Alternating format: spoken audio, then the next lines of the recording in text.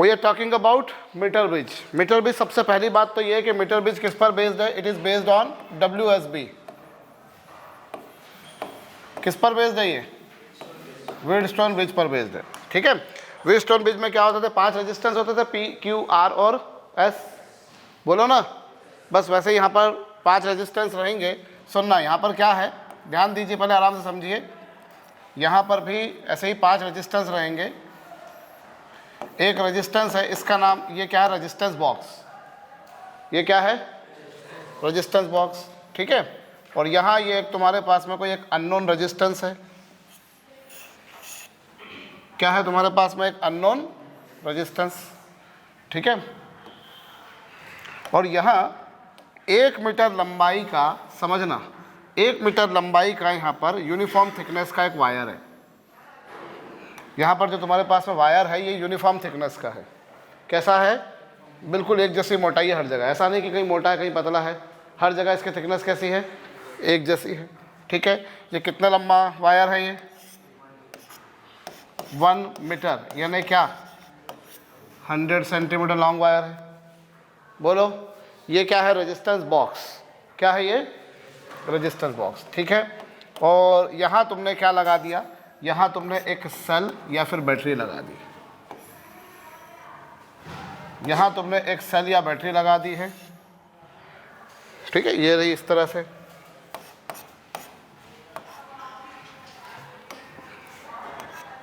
चलिए, तो ये 100 सेंटीमीटर लॉन्गर वायर है। ये यहाँ पर तुम्हारे पास में रेजिस्टेंस बॉक्स है। ये तुम्हारे पास में कोई अननोन रेजिस्टेंस है, कोई अननोन रेजिस्टेंस है whose value you are there to find out. समझ में आ रही बड़ी बात? ये रेजिस्टेंस बॉक्स, वो रेजिस्टेंस बॉक्स है, ये वो रेजिस्टेंस है जो तुम्हें फाइंड आउट करना है। रेजिस्टेंस बॉक्स क्या बोला होती है मैं बताता हूँ। रेजिस्टेंस बॉक्स बहुत सारे रेजिस्टेंस का एक कॉम्बिनेशन होता है जिसमें खूब सारे रेजिस्टेंस होते हैं, खूब सारे रेजिस्टेंस होते हैं। और इसका जो स्ट्रक्चर होता है ना, ये कुछ वैसा होता है जैसे वो कुल्फ़ी बनाने वाला तुमने देखा होगा, वो कुल्फ़ी के जो सॉकेट होते हैं ऐसे होल टाइप होते हैं, उनमें कुल्फ़ी इंसर्ट करी हुई होती है बहुत सारी, देखा होगा आपने। एक तो मटके वाली कुल्फ़ी होती है, मटके वाली कुल्फ़ी होती है। ठीक है, दूसरी कुल्फ़ी कैसी होती है? वो एक इतना ऐसा बड़ा सा बॉक्स टाइप होता है, उसमें सॉकेट लगे रहते हैं बहुत सारे, वो उनके अंदर कुल्फ़ियाँ इंसर्टेड होती हैं, देखी होंगी आपने कभी।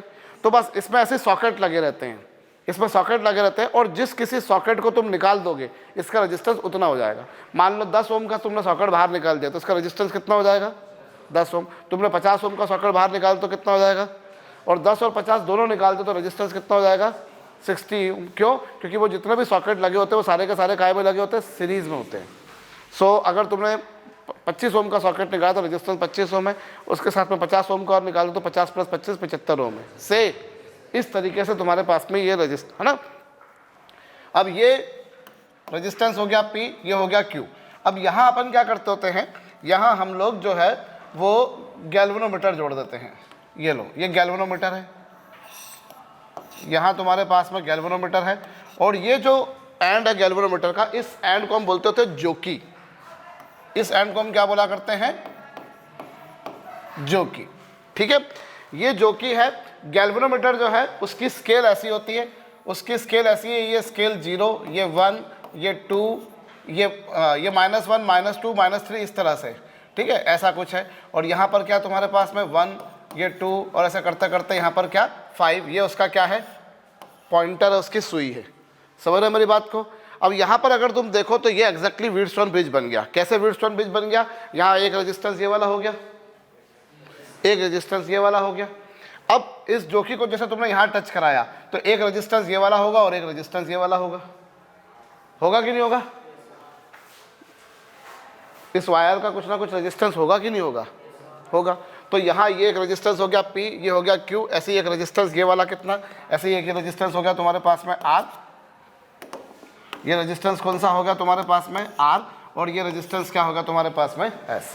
होता ये है कि जब मैं जोकी को इस एंड पर टच कराऊंगा, जब मैं जोकी को इस एंड पर टच कराऊंगा तो उस स्थिति में क्या होगा? इसका जो पॉइंटर होगा वो बिल्कुल एक तरफ झुक जाएगा। सपोज -5 पे झुक गया, और जब इस जोकी को यहाँ में टच कराऊंगा तो पॉइंटर बिल्कुल उधर डिफ्लेक्ट हो जाएगा, मतलब +5 पे चला गया। से व्हेन दिस जोकी is brought in contact here, इस वायर के इसको जगह पे कॉन्टैक्ट में लाता हूँ तो वो पॉइंटर बिल्कुल इधर झुक गया। और जब जॉकी को मैं उधर लेके गया तो बिल्कुल इधर झुक गया। तो निश्चित रूप से इन दोनों के बीच में एक जगह ऐसी जरूर होगी जहां पर जॉकी क्या डिफ्लेक्शन, जहां पे जॉकी को टच कराने पर पॉइंटर कितना डिफ्लेक्शन देगा, जिस समय वो 0 डिफ्लेक्शन देगा उस समय एग्जैक्टली इन रेजिस्टेंस से बनने वाला जो कॉम्बिनेशन है जिसको हम WSB बोल रहे हैं, व्हीटस्टोन ब्रिज बोल रहे हैं, वो व्हीटस्टोन ब्रिज हो जाएगा बैलेंस कंडीशन में, नल कंडीशन में। बोलो हो जाएगा कि नहीं? क्यों हो जाएगा बैलेंस कंडीशन में? भाई आप जब पॉइंटर डिफ्लेक्शन नहीं दे रहा तो देखो यहाँ पर वो 4 चीज़ें कैसे बनकर आ रही हैं। यहाँ पर वो 4 चीज़ें ऐसे बनकर आ रही हैं कि ये तुम्हारे पास में है A, ये तुम्हारे पास में है B, ये तुम्हारे पास में है C और ये तुम्हारे पास में है D। अभी तुम ध्यान दो तो वहाँ पर भी क्या हुआ था, A और C के बीच में तुमने बैटरी जोड़ी थी और B और D के बीच में तुमने गैल्वेनोमीटर जोड़ा था। You remember that? WSB में ऐसे ही कुछ कहानी आई थी। तो एग्जैक्टली वही की वही कहानी हुई। जब मैंने जॉकी को यहाँ टच करा तो पॉइंटर बिल्कुल उधर चला गया, जब मैंने जॉकी को उधर टच किया तो पॉइंटर बिल्कुल उधर चला गया। तो बीच में एक जगह जरूर आएगी जहाँ पर जॉकी को टच कराने पर, वायर को टच कराने पर पॉइंटर कितना डिफ्लेक्शन देगा, 0 डिफ्लेक्शन देगा। At that time I must say that WSB is in balanced condition, WSB is in null condition. बोलो ये कौन सी कंडीशन में होगा? नल कंडीशन में होगा, संतुलन की स्थिति में होगा। और उस समय क्या होगा, उस समय जब ये डिफ्लेक्शन 0 देगा तो ये कहाँ पर 0 डिफ्लेक्शन दे रहा है, ये लेंथ में इसके बाजू में यहाँ पर स्केल लगी होती है। क्या लगी होती है इसके बाजू में? स्केल। तो जब वो स्केल लगी होती है तो वो स्केल तुम्हें क्या बता देती है, स्केल से तुम रीडिंग निकाले तो उससे तुमको मिल जाता है L। साइड में स्केल लगी है, स्केल से तुमको मालूम पड़ गया कि L कितना आ रहा है। बोलो ना, उस स्केल से तुम्हें क्या मालूम पड़ गया, L तुम्हें मालूम पड़ गया। अंडरस्टूड? बोलो। और वो L तुम साइड में जो स्केल लगी होगी that will give you the value of L, और उससे तुम्हारे पास में वो अननोन रेजिस्टेंस आएगा। क्या आएगा? Unknown resistance. कैसे आएगा बताता हूं, पहले ये डायग्राम बनाइए। पार्डन मी, रियोस्टेट एक अलग चीज हो जाती है बेटा। रियोस्टेट में क्या होता है, रेजिस्टेंस की वैल्यू को वेरी कर सकते हैं, मतलब उसमें से एक नॉब होती है, नॉब को घुमाते जाते हो तो वैल्यू चेंज होती जाती है। That is something different value. यहाँ केवल क्या है, जैसे ये डिस्क्रीट वैल्यूज ही गेन करेगा कि 5 के बाद सीधा 10 ही आएगा। तुमने 5 वाला सॉकेट निकाला या 10 वाला निकाला, बीच में कुछ है ही नहीं। उसमें तो रियोस्टेट में तुम घुमा के 5.1 भी कर सकते हो। तो that is a variable resistance, this is not a variable. Whatever value you choose that is fixed now. ठीक है, you can choose different values but at one time that value will be fixed. Now you see 4 resistance हो गए। ये वो resistance है जो तुम क्या कर लोगे, जो तुमने निकाला है, तुम्हें मालूम है। ये वो रेजिस्टेंस है जो तुमने क्या करना है, जिस भी मैंने तुमको एक रेजिस्टेंस दे दिया कि रेजिस्टेंस की वैल्यू बता तो कितनी आ रही बता, तुम क्या करोगे, उसको मीटर ब्रिज में ले जाकर जोड़ दोगे। जोड़ दिया तुमने। ये वो रेजिस्टेंस है जो तुम्हें फाइंड आउट करना था, जिसको तुमने क्यू नाम दिया है। क्या नाम दिया है इसको तुमने? ये वो रेजिस्टेंस है जो तुमने फाइंड आउट करना था, इसको तुमने क्यू नाम दिया, तो ये वो हो गया। ठीक है, अब तुम इस पे क्या कर रहे हो, जॉकी को टच करा रहे हो। जॉकी को यहाँ टच करा तो पॉइंटर उधर चला गया, जॉकी को यहाँ टच करा तो पॉइंटर यहाँ चला गया। बीच में एक जगह ऐसी आई जहाँ पे पॉइंटर कहाँ पे रहा, 0 पे रहा। वो बैलेंस कंडीशन हो गई। और ये कितनी आई वो तुम कहाँ से निकाल लोगे, बाजू में क्या लगी है इसके, क्या लगी है, उस स्केल से तुमको वो लेंथ मालूम पड़ जाएगी। बोलो। अब मैं काम करता हूं, मैं मान लेता हूं, लेट अस सपोज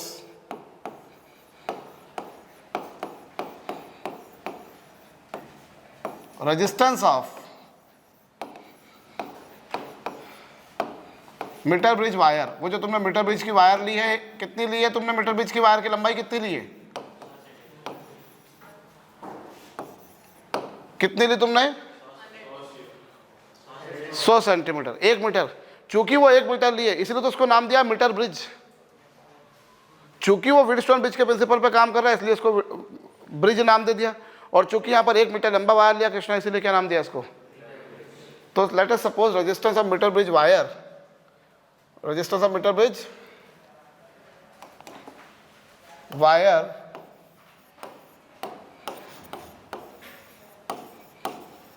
पर यूनिट लेंथ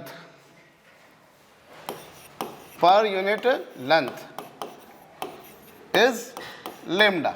मान लेते हैं कि यूनिट लेंथ का रेजिस्टेंस कितना है, मतलब 1 सेंटीमीटर लंबाई का रेजिस्टेंस है लेमडा। बोलो 1 सेंटीमीटर लंबाई का रेजिस्टेंस है लेमडा, तो वो जो तुम्हारे पास में इधर कितनी लेंथ थी, एल लेंथ थी, तो उसका रेजिस्टेंस कितना हो जाएगा, लेमडा एल, बोलो हो जाएगा। और एस जो हो जाएगा वो कितना हो जाएगा, लेमडा इंटू कितना, 100 माइनस एल, बोलो हो गया ये। माना कि यूनिट लेंथ का रेजिस्टेंस लेमडा है, माना कि यूनिट लेंथ का रेजिस्टेंस कितना है, तो उतनी लेंथ का हो जाएगा लेमडा, इतनी लेंथ का हो जाएगा इतना, बोलो हो जाएगा। नाउ व्हेन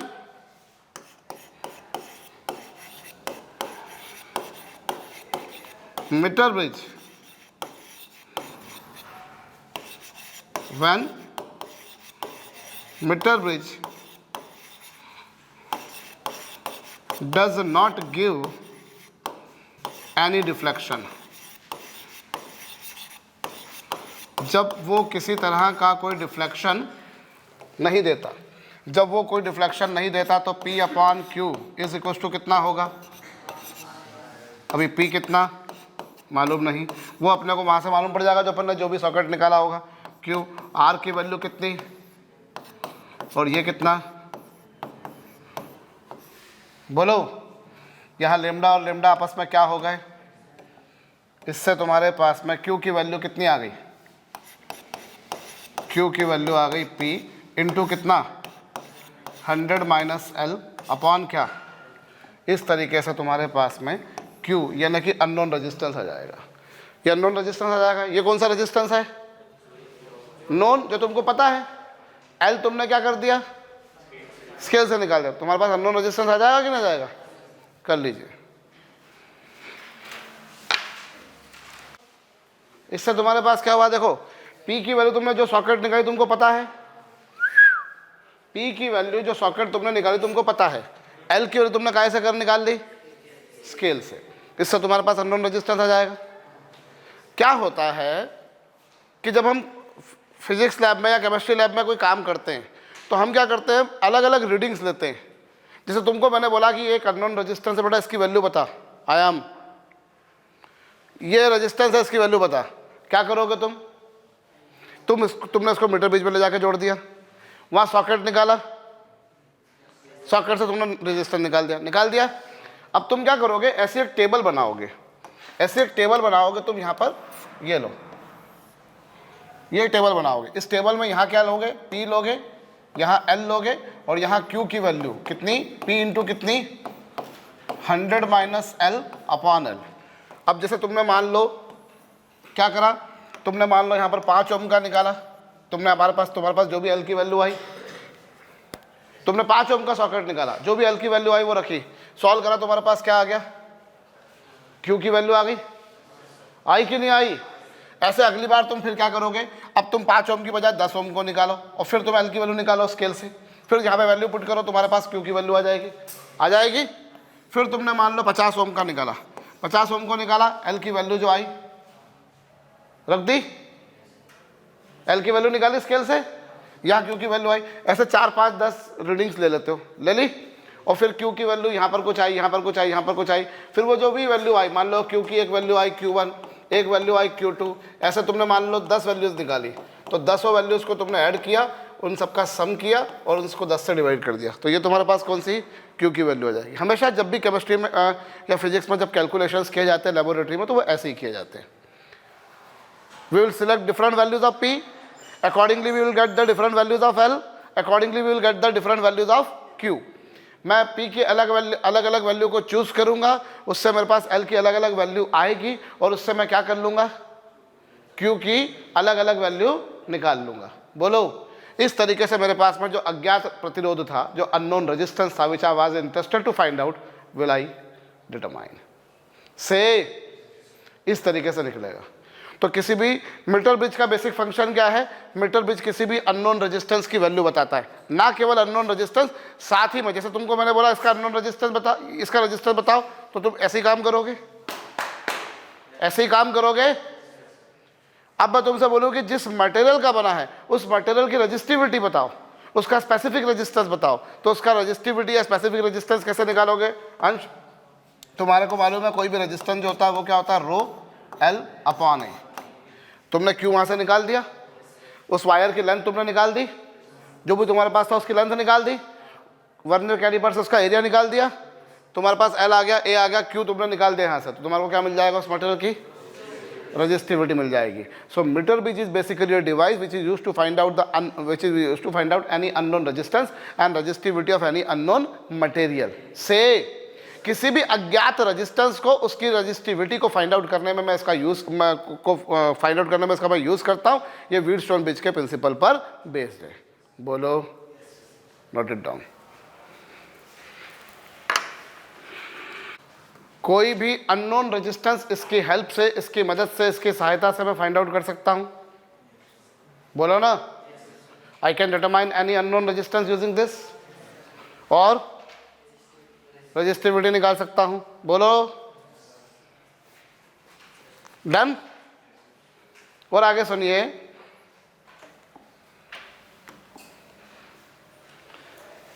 रेजिस्टिविटी निकाल सकता हूं, अननोन रेजिस्टेंस निकाल सकता हूं। क्या यहां तक की कहानी सभी को समझ में आ गई? यहां अपन ने जो वायर ली है वो कैसे ली है? यूनिफॉर्म थिकनेस की। अगर यूनिफॉर्म थिकनेस की नहीं लेंगे, कहीं मोटी लेंगे, कहीं पतली लेंगे, तो फिर क्या होगा?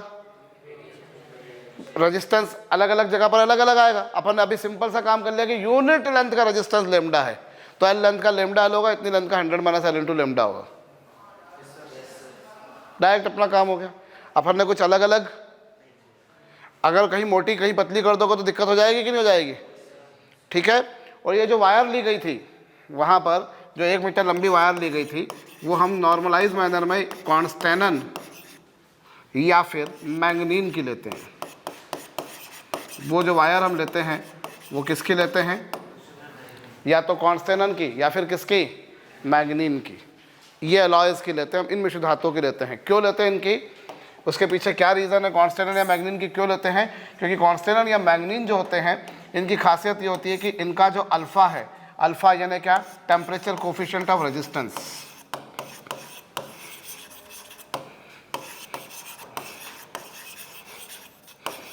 टेम्परेचर कोफिशिएंट ऑफ रेजिस्टेंस जो होता है इनका, वो क्या होता है? बहुत कम होता है। हम जो वायर लेते हैं वो किसकी लेते हैं? कॉन्स्टेनन या मैंगनीन की। उससे फ़ायदा क्या होता है बेटा? क्योंकि इनका टेम्परेचर कोफिशिएंट ऑफ रेजिस्टेंस क्या है? और जिसका टेम्परेचर कोफिशिएंट ऑफ रेजिस्टेंस कम होता है, उसके टेम्परेचर में वेरिएशन आने से रेजिस्टेंस में वेरिएशन धीमे धीमे आता है। मेटल्स का अल्फ़ा पॉजिटिव होता है, अर्थात टेम्परेचर बढ़ाने पर उनका रेजिस्टेंस बढ़ता है, टेम्परेचर घटाने पर उनका रेजिस्टेंस घटता है, और इसीलिए बहुत हाई टेम्परेचर पर कंडक्टर बन जाता है इंसुलेटर, बहुत कम टेम्परेचर पे वो बन जाता है सुपर कंडक्टर। ये कहानी हमको पता है। दूसरी कहानी हमने क्या जानी थी कि जो सेमीकंडक्टर्स होते हैं उनका अल्फा नेगेटिव होता है, अर्थात उनका टेम्परेचर बढ़ाने पर रेजिस्टेंस घटता है, टेम्परेचर घटाने पर रेजिस्टेंस बढ़ता है। समझ में आ रही है बात? और तीसरी एक और बात महत्वपूर्ण कि अल्फा का मैग्नीट्यूड जितना कम होगा, टेम्परेचर में वेरी करने से रेजिस्टेंस में वेरिएशन भी उतना ही कम आएगा। देखो एक बात तो तय है कि टेम्परेचर को वेरी करने से रेजिस्टेंस में वेरिएशन आता ही है। टेम्परेचर को वेरी करने से रेजिस्टेंस में वेरिएशन आता ही है, पक्की बात है। मसला ये है कि अगर अल्फा की वैल्यू कम है तो टेम्परेचर को वेरी करने से रेजिस्टेंस में वेरिएशन धीमा धीमा आएगा, और अगर अल्फा की वैल्यू ज़्यादा है तो टेम्परेचर को वेरी करने से रेजिस्टेंस में वेरिएशन ज़्यादा आएगा। बोलो, ठीक है? समझ गए? तो कॉन्स्टेंट या मैंगनीन का लेते हैं, उसके पीछे क्यों? क्योंकि उसका अल्फा क्या होता है? So that resistance very slowly with variation of temperature, पहली बात। और दूसरी बात यह है कि इसका जो रजिस्टिविटी होती है, रजिस्टिविटी वो होती है हाई, और रजिस्टिविटी हाई होने से क्या होता है? हमारे कैलकुलेशंस थोड़े से एक्यूरेट आते हैं। हमारे कैलकुलेशंस कैसे आते हैं युवराज? एक्यूरेट आते हैं। समझ में आई बात? हम जब भी वायर यूज़ करते हैं वहाँ पर तो वो कौन सी यूज़ करते हैं तनिष्का? कॉन्स्टेनन की या फिर मैंगनीन की। और कॉन्स्टेनन या मैंगनीन की वायर यूज़ करने के पीछे हम लोग रीज़न क्या समझ में आया? एक तो उसका अल्फा कम होता है, so that resistance varies slowly with the variation of temperature, and second is resistivity is high, it so that what happens? Resistance क्या होता है? हमारा कैलकुलेशंस एक्यूरेट आते हैं। अंडरस्टूड? Note it down.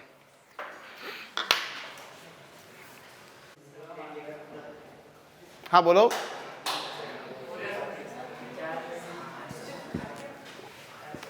लिख लिया आपने कॉन्स्टेनन या फिर मैंगनीन की क्यों लेते हैं? बोलिए। चलिए क्वेश्चन नंबर 62 है मेरे ख्याल से, ये 82 हुआ। In metre bridge the balance length from left and one standard resistance 1 ohm is in right is found to be 20 centimeter। हाँ वो कुछ मिसप्रिंटिंग है उसमें, राइट गैप होगा, वो गैप होगा। क्या बोला? मीटर ब्रिज में balance length from left when standard resistance is 1 ओम। यहाँ पर स्टैंडर्ड रेजिस्टेंस कितना है? 1 ओम है, और वो राइट हैंड पर उल्टा है। नहीं आ समझ में? कैसा है? यहाँ तुम्हारे पास में ये जो अननोन रेजिस्टेंस है वो लेफ्ट में जुड़ा हुआ है, ये लो, और जो कौन सा रेजिस्टेंस है? नोन स्टैंडर्ड रेजिस्टेंस, वो 1 ओम यहाँ पर है, ठीक है। और तुम्हारे पास में बैलेंस लेंथ कितनी दे रखी तुम्हारे को? कितनी है? ये गैल्वेनोमीटर, बैलेंस लेंथ कितनी दे रखी तुम्हारे को? 20। कहाँ से दे रखी है वो? लेफ्ट, राइट हैंड से कि लेफ्ट हैंड से? Balance length from left hand 20 है। अगर ये 20 है तो ये कितना होगा? 80 होगा। तो यहाँ क्या होगा? P/Q इज इक्वल टू कितना? R/S। इससे तुम्हारे पास P की वैल्यू कितनी आ गई? 0.25 ओम। बोलो, नहीं आ समझ में? आ गया?